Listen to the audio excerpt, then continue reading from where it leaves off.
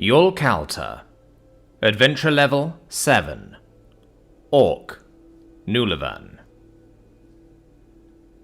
Many things were running through my mind as we continued our journey.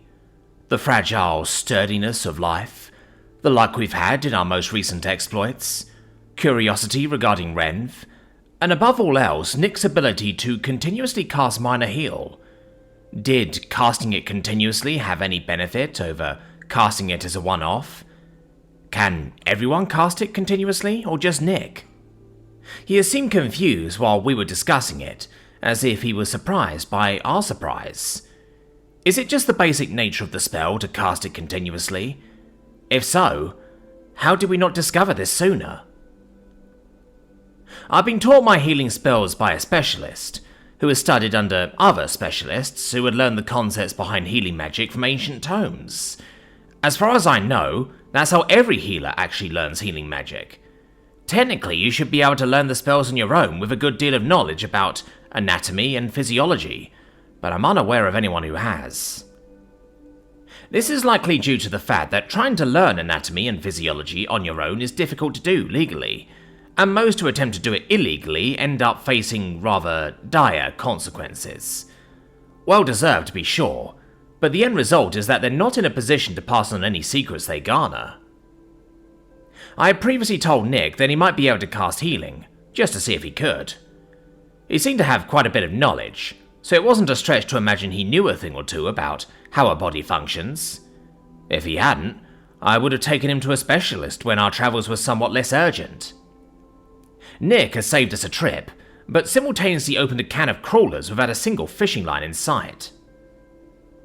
And that's how I learned the spell, Nick explained to his shocked audience. Even Nash's mouth was agape, despite his attempts to remain stoic.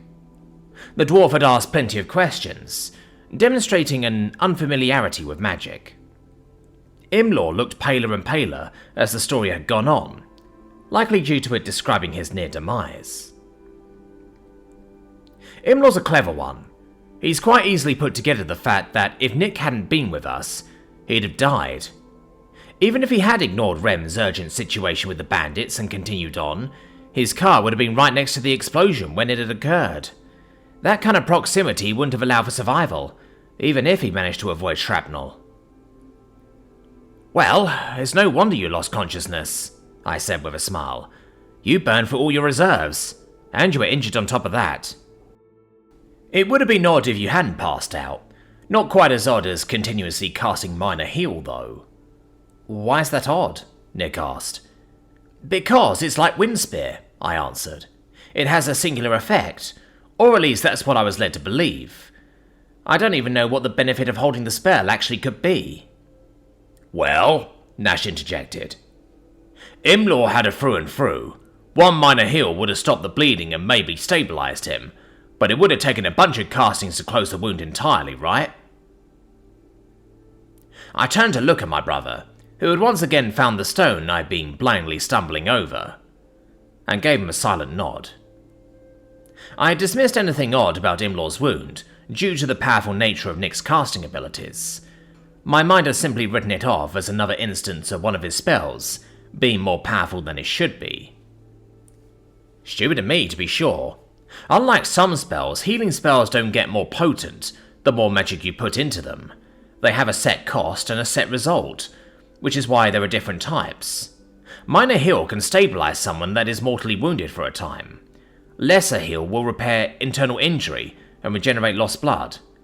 Major Heal can repair gratuitous injury and broken bones, and Greater Heal can regenerate lost limbs.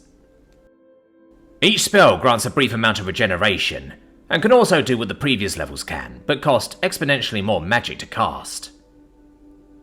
As Nash pointed out, these spells have a compounding effect, meaning that, depending on the wound, casting Minor Heal 3 times can be more efficient than casting Lesser Heal once. But Nick could only cast Minor Heal the one time, so it shouldn't have been possible to completely heal Imlaw. Therefore, the benefit to continuously casting Minor Heal is that it has a similar effect to casting it multiple times. A blood-drenched piece of wood clattered to the floor of the cart, originating from one of Nick's wounds. This wasn't the first time it had happened, and Nick, having become used to this by now, casually picked it up and tossed it over the side of the cart. Suddenly, a thought occurred to me. "Nick, was that the last piece of shrapnel?" I asked. Nick took a moment to consult Ten and then nodded. "I'd like to do an experiment," I smiled. "Ask Ten if it's okay for me to cast a healing spell on you." "Ten says that would be okay," Nick said after another moment. "Good," I said. "Lär on him sack." I tried to hold the spell, and was surprised when it actually worked. We watched the wound on Nick's hand close with a mixture of shock and glee. The glee was mostly from me. However, I also noticed that the spell was very quickly draining my magic reserve. I stopped the spell before I ran out of magic, but it was a rather close call. I wouldn't want to be passing out like Nick had. "Well, that answers several questions," I said, managing to stifle my excitement. "First, you can continue the regenerative effect of Minor Heal by continuously casting it. Second, it costs magic for every second that you maintain the spell. Overall, it's more efficient than casting the spell multiple times. We'll need to have the official literature updated." "For every second?" Nash asked. "Is it better than, Lesser Heal? Not quite. I suspect that if Lesser Heal can also be continuously cast, the regenerative effect would be much more efficient," I answered. "I'd love to do more experimentation, but it will have to wait." "I know some pretty advanced healers," Rem added. "If you like, I can bring this to their attention and make sure they credit you and Nick with the discovery.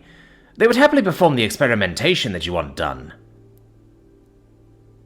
Nash gave me a knowing look, but I held up my hand to keep him from speaking for me.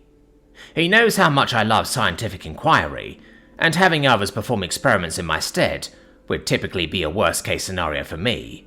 However, normally I would rather do the experiments myself, but since we're speaking of magic that can save lives, I will gratefully accept your assistance, I replied. "Really?" Nash asked. "Yes. We don't know if we will find any answers in Bolosir, and we've given our oath to aid Nick in finding his way home," I said.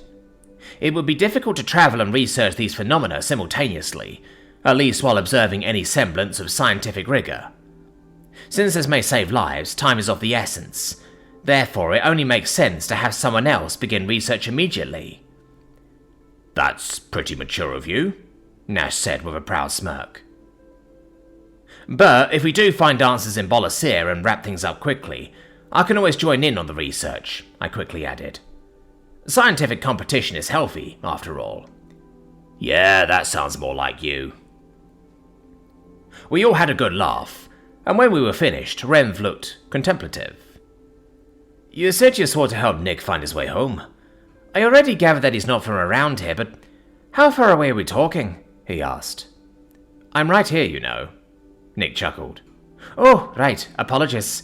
Then I redirect my question to you, good sir." Renv bowed his head apologetically. "That's all right," Nick said. "I'm from a different world, and there's no way to know how distant that world is. I'm kind of assuming that it's an alternate reality kind of thing, but I guess it's possible that I was abducted from my world by aliens and brought here for some reason." Nick noted that we were all staring at him, incredulously. "Well, it's a thought," he said quietly. "Someone from a different country might have abducted you and brought you here?" Renv asked. "No, not that kind of alien," Nick quickly explained. "Like, a different species that has the ability to travel through space." "Space?" Nash asked. "Yeah, you know, above the sky?" Nick asked in return. "If you go up high enough, you end up in space." "He's right," I confirmed. "Not much is known about space, so I suppose it's possible. Magic is definitely the more likely possibility, though." "Why's that?" Nick asked. "Because space is very, very big. The sheer distances involved would require magical traversal," I explained.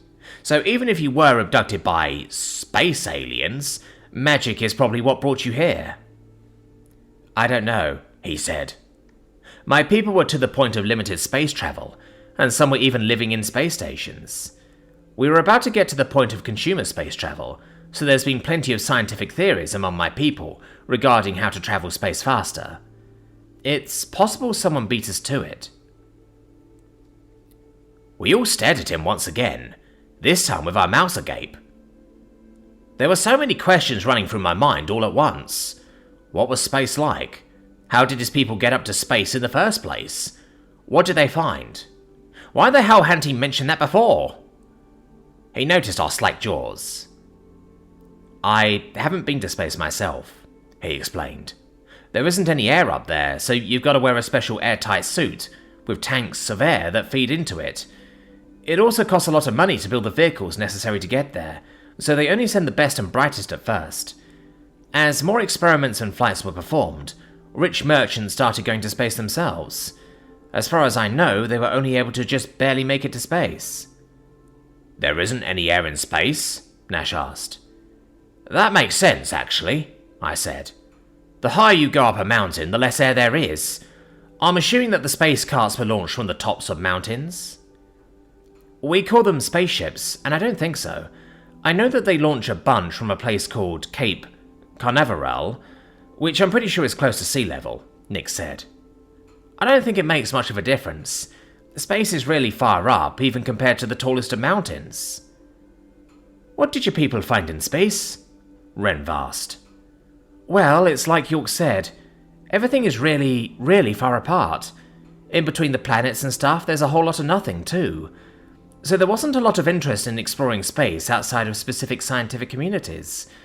I do remember seeing some news about plans to mine some asteroids, but I don't know what became of that. What about on the planets? Imlaw asked. Well, we landed remote control robots on some of them to explore and see if we could find life, but as far as I know, we didn't find much. People were getting excited about finding water on one of the planets, but other than that, they're pretty barren. I don't think any of them had breathable air either, Nick shrugged. Wait, you said that humans don't have magic, Nash said. How did you make ships that make it that far into the sky? I watched Ren's expression as Nick explained humanity's method of travel via explosive propulsion. I had been shocked to learn of it, but the dwarf was absolutely flabbergasted. It was hard to see Imlaw's expression, but he was obviously paying close attention to what Nick was saying. I chuckled slightly, enjoying the novelty of the conversation. So even without magic, your people can fly like birds? Renv asked. Not really, Nick said. We've got a bunch of different kinds of aircraft, but I'm pretty sure all of them move much faster than birds do. Plus, most planes carry a bunch of people at once. It's the fastest way to go from one continent to another. That's amazing, the dwarf replied. I had to agree. The more I learned about humans, the more I wanted to know. I desperately wanted to compare our development to their own, but I doubt that Nick would have that kind of information at his age. Plus, there are certain aspects of human history that he is obviously uncomfortable sharing. I can imagine why. Everyone has darkness in their pasts they like to forget. If kingdoms form on a bed of flowers, it's because those flowers were fed with blood. There's something up ahead, Imlaw called out. What is it? I stood to get a better look. It looks like... The gnome paused. A checkpoint.